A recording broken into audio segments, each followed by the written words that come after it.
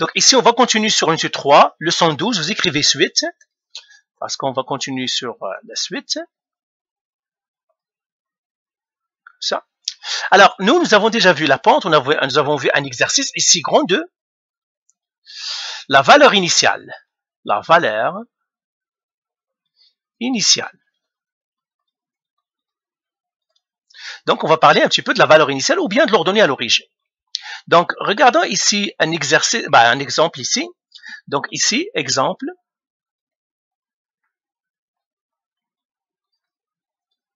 Si jy est égal à 3x plus 5, on a dit que ça, c'est sous la forme y est égal à mx plus b. Eh bien, on va faire un petit rappel encore. M, nous avons dit que c'est la pente. Maintenant, on va l'oublier un petit peu. Ça, c'est la pente. Et le b, c'est quoi? C'est la valeur initiale. Valeur initiale. Valeur initiale, ça veut dire la valeur par laquelle on commence, la valeur de début. On l'appelle aussi ordonnée à l'origine. On va voir pourquoi. Ordonnée à l'origine. À l'origine. Alors, quelle est la valeur initiale de cette équation-là? Disons que cette équation-là représente, par exemple, l'économie par exemple, de quelqu'un, de Younes. Et puis, il a commencé par quoi ici? Eh bien, pour savoir la valeur initiale, il suffit de trouver le b. Mais le b, il suffit que je compare avec mon équation y égale à mx plus b. Ici, le b, c'est qui? Eh bien, je le vois. Si je fais avec les termes, j'ai le terme du x, voilà le terme du x. Et j'ai le terme, lui ici, qui n'a pas le x, c'est le terme du. Le b, c'est toujours le terme qui n'a pas le x. Donc, dans ce cas-là, b, elle est égale à quoi? Égale à 5. Et je peux écrire valeur initiale,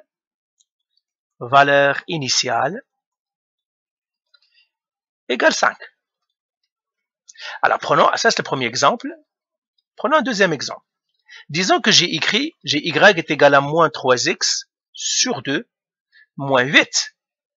Quelle est la valeur initiale? Eh bien, même chose, tout simplement, il suffit que je compare avec mon équation y est égal à mx plus b. Toujours le b, c'est le terme qui n'a pas le x. Eh bien, regardez, qu'est-ce que je vais faire? Eh bien, ça c'est le terme du x. Il est le même que le terme du x ici. Et ça, c'est le terme qui n'a pas le x. Et celui-là, le terme qui n'a pas le x. Ça veut dire le b, les boîtes rouges, b est égal dans ce cas-là à moins 8. b égale à moins 8. Donc ça, c'est le terme. Le b, la valeur initiale, c'est toujours le terme qui n'a pas le x. Donc là, j'écris valeur initiale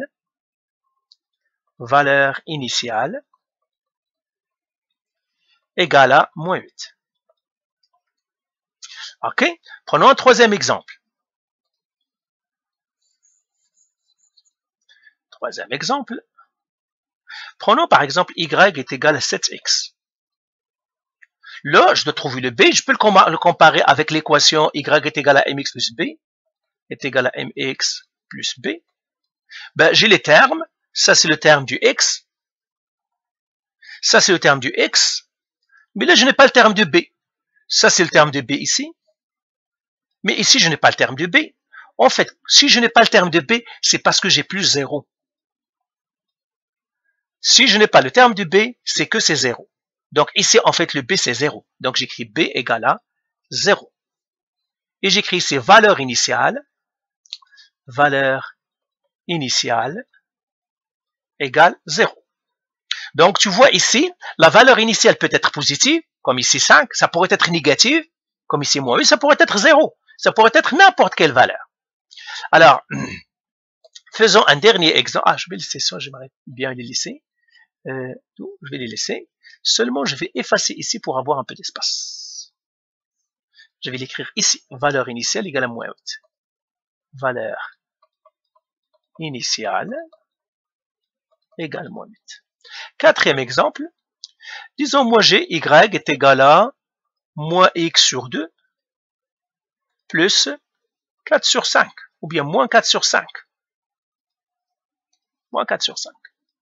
Là encore, je peux la comparer avec y égale à mx plus b. J'ai le terme du x avec le terme du x. J'ai le terme qui ne contient pas le x avec le terme qui ne contient pas le x. Et par suite, ici, b, c'est quoi? Parce que c'est un plus b. b, elle est égale à quoi? Moins 4 sur 5. Donc ici, valeur initiale, moins 4 sur 5. Valeur initiale égale à moins 4 sur 5.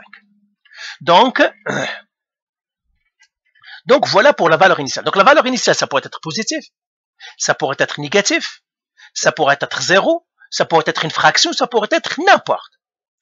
Maintenant, il y a du vocabulaire à apprendre. C'est vocabulaire.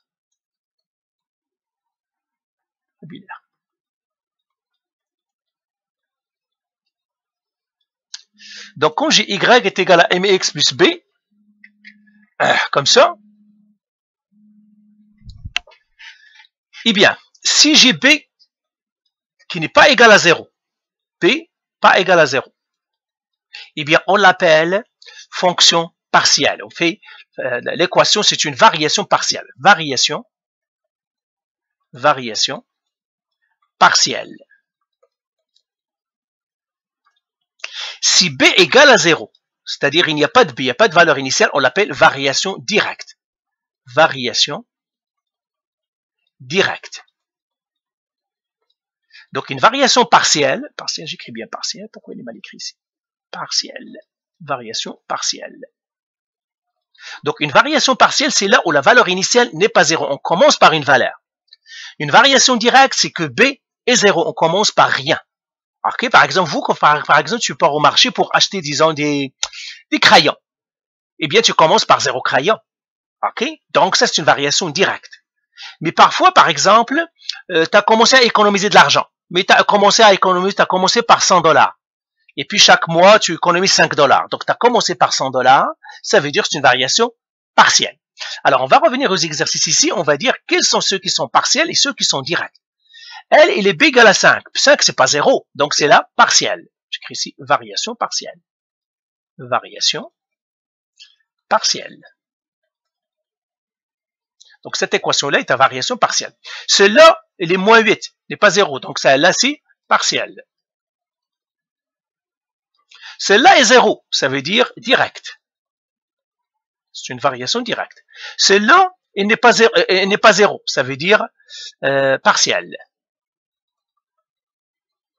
C'est une variation partielle. Donc, voilà comment on trouve, avec une équation, comment on trouve là le b, ou bien la valeur initiale. Maintenant, on va regarder comment on trouve le b avec un graphique. Ok? Alors, avec un graphique, donc je vais partir ici encore. Je vais partir maintenant dans celui-là. Oui, je vais charger mon... Je vais faire lui comme ça. Comme ça. Et je vais charger mon plan cartésien. Un plan cartésien. Ben, c'est pas la peine ici, je vais le faire rapidement ici. Le faire rappeler, c'est pas la peine que je perde du temps. Comme ça. Et comme ça. Maintenant, si j'ai une droite, disons, il est comme ça la droite. On a dit que, c'est-à-dire l'inclinaison, ça me donne la pente.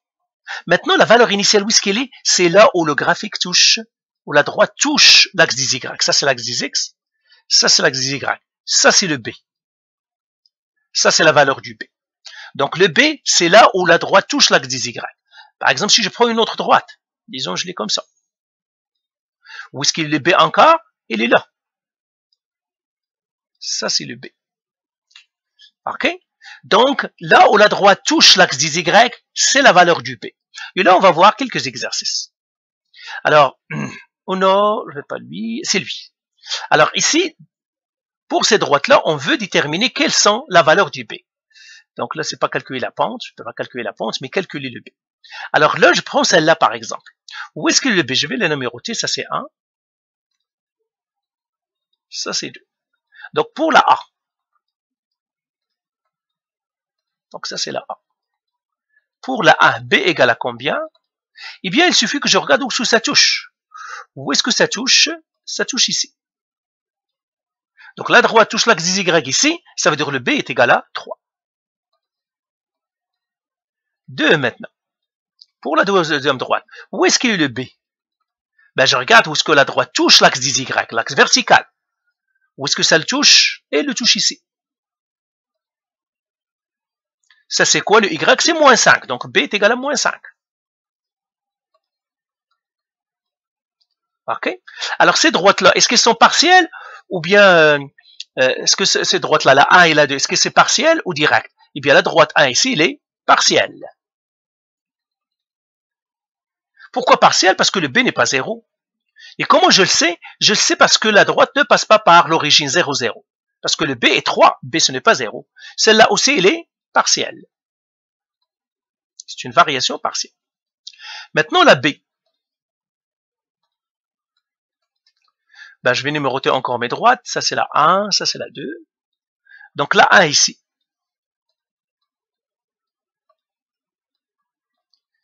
Quel est le b de la 1? Là où ça touche l'axe des Y. Où est-ce que ça touche ma droite 1? Où est-ce que ça touche? Ça touche ici.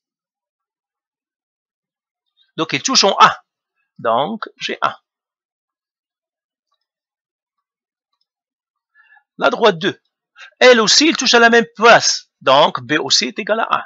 Donc, tu vois, ces deux fonctions-là, ou bien ces deux équations, commencent par le même point.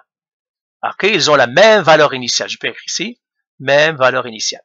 Les deux droites, elles ont la même valeur initiale.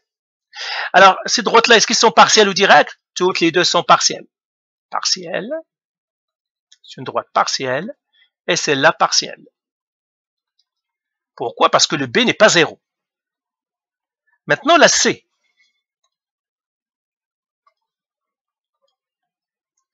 La c, eh bien, je numérote encore mes droites. Ça, c'est la 1, ça, c'est la 2. Et j'écris ici, ça, c'est 1, p égale, ça, c'est 2, p égale. Alors, celle-là, ici, où est-ce que ça touche l'axe des Y? Il le touche ici. Eh bien, celle-là, je commence par la 1. La 1, c'est là où il touche. Il le touche en 0. Vous voyez, quand la droite, ici, il touche l'axe des Y en 0. Donc, j'écris ici, ça, c'est 0. Et ça, c'est 2. Alors, je dois dire laquelle qui est partielle. Elle, il est directe. Donc, celle-là, elle est directe. Et celle-là, elle est partielle. Donc, voilà pour la valeur initiale et les droites directes et partielles. C'est très important de savoir trouver le b. Et c'est très important de savoir c'est quel type de droite. Est-ce qu'elle est directe ou est-ce qu'elle est partielle? Parfait? Ben voilà. OK.